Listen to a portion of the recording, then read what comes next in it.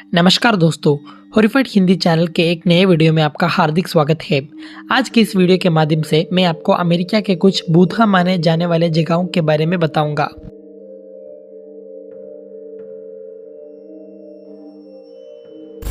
Stanley hotel. दोस्तों, Stanley hotel एक आलीशान समर रिसोर्ट है जो अमेरिका के कोलोराडो राज्य में स्थित है। इस होटल का कंस्ट्रक्शन फ्रीलन ऑस्कर स्टैनली नामक एक फेमस अमेरिकी इन्वेंटर ने सन 1907 को शुरू किया था, जो 2 साल बाद सन 1909 में बनकर तैयार हो गया था। लेकिन एक आलीशान समर रिसोर्ट होने के अलावा ये होटल वहाँ के भूतिया घटनाओं के कारण भी बेहद बदनाम है। दोस्तों, कहते हैं कि इस होटल के ओनर फ्रीलन ऑस्कर स्टैनली की भूत इस होटल में भटकता है। बहुत लोगों ने उनके भूत को इस होटल के बॉलरूम में देखने का दावा किया है। स्टैनली होटल के बारे में एक और भूतिया किस्सा मशहूर है। कहते हैं कि इस होटल के रूम नंबर 217 में बहुत साल पहले एलिजाबेथ विल्सन नामक एक औरत की मौत इस रूम के गैस लाइट के ब्लास्ट होने के कारण हो गई थी और तब से इस कमरे को इस होटल का सबसे डरावना हिस्सा माना जाता है। बहुत लोगों ने इस कमरे में अजीबोगरीब घटनाओं का अनुभव करने का दावा किया है।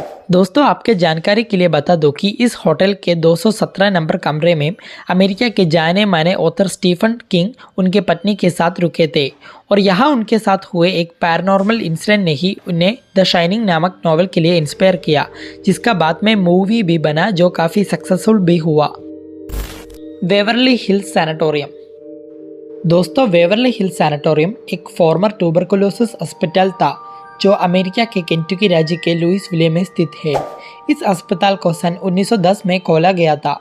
दोस्तों, 20वीं सदी की शुरुआत तक यानी एंटीबायोटिक्स के आविष्कार के शुरू तक ट्यूबरकुलोसिस एक बहुत ही जानलेवा पैंडेमिक हुआ करता था जिसका कोई ठोस इलाज मौजूद नहीं था। उस वक्त अगर किसी को टीबी हो जाए तो उन्हें बाकी लोगों से अलग रखा जाता था, क्योंकि उस वक्त का फिजिशियन का ये मानना था कि टीबी का इलाज साफ हवा लेना था। जब इस अस्पताल को खोला गया तब अमेरिका के लुइसविले में भी क्षयरोग का एक आउटब्रेक चल रहा था और वेवरली हिल्स में भी मरीजों की तादाद बढ़ रही थी। लेकिन यहाँ आए ज्यादातर मरीज मारे जा रहे थे, क्योंकि जैसा कि मैंने आपसे पहले ही कहा कि उस वक्त इस बीमारी का कोई ठोस इलाज मौजूद नहीं था और जो मरीज मरा नहीं था वे लोग भी उम्मीद खोकर बैठे थे। इस हॉस्पिटल के बारे में ऐसा भी कहा जाता है कि यहाँ के डॉक्टर्स मरीजों पर कई ह्यूमन एक्सपेरिमेंट्स को भी अंजाम देते थे, जिससे मरीज एक दर्दनाक मौत मरता था। एक्सपेरिमेंट्स के अलावा सन 1928 को इस हॉस्पिटल के कुछ डॉक्टर्स पर यहाँ काम कर रहे मेरी नामक एक नर्स को हत्या करने का भी आरोप लगा था। कहते हैं कि मेरी की आत्मा आज भी इस अस्पताल के रूम नंबर 502 में भटकता है।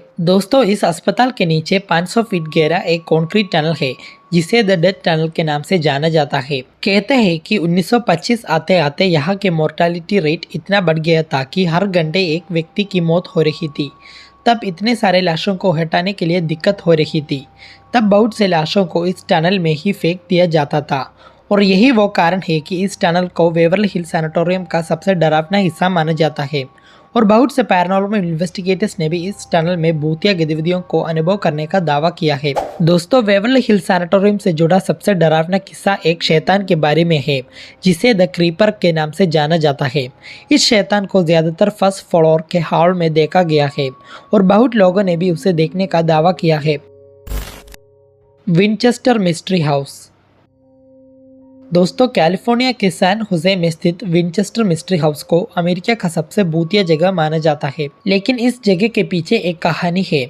ये बात है सन 1860 की दशक की, जब अमेरिका के मशहूर gun company Winchester repeating arms company ने एक नए तरह का बंदूक को डेवलप किया था जिसका फायर रेट उस वक्त के किसी भी बंदूक से ज्यादा था। आपकी जानकारी के लिए कह दूं कि विनचेस्टर राइफल्स में 3 सेकंड्स की गैप पर फायर करने का क्षमता था और इस राइफल को अमेरिकन सिविल वार में भी वाइडली यूज किया गया था। इस राइफल के डेवलपमेंट के बाद विनचेस्टर परिवार का किस्मत बदला और वे लोग और भी अमीर होने लगे और इसी समय विनचेस्टर कंपनी के मालिक विलियम विनचेस्टर ने सारा नामक एक औरत से शादी की और कुछ समय बाद उनको एक बच्ची भी हुई जिसका नाम आनी रख दिया गया। लेकिन कुछ ही समय बाद ही उनकी बच्ची की अचानक से मौत हो गई और उसके कुछ ही साल बाद क्षयरोग के चलते विलियम विंचेस्टर ने भी दम तोड़ दिया। इन सब घटनाओं से सारा विंचेस्टर सदमे में आ गई थी और जब उन्होंने एक तांत्रिक से मिला तो तब उस तांत्रिक ने कहा कि विलियम और आनी की मौत विंचेस्टर राइफल्स के कारण मारे गए लोगों की आत्माओं के कारण है और अब वे सारा के पीछे है।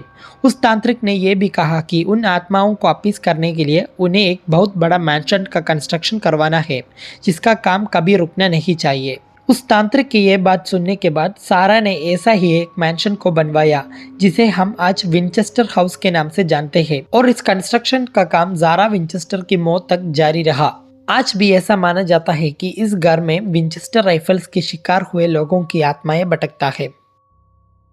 बाकी इस वीडियो के बारे में आपका क्या राय है नीचे कमेंट ज़रूर कीजिए। इस वीडियो को पूरा देखने के लिए बहुत बहुत धन्यवाद।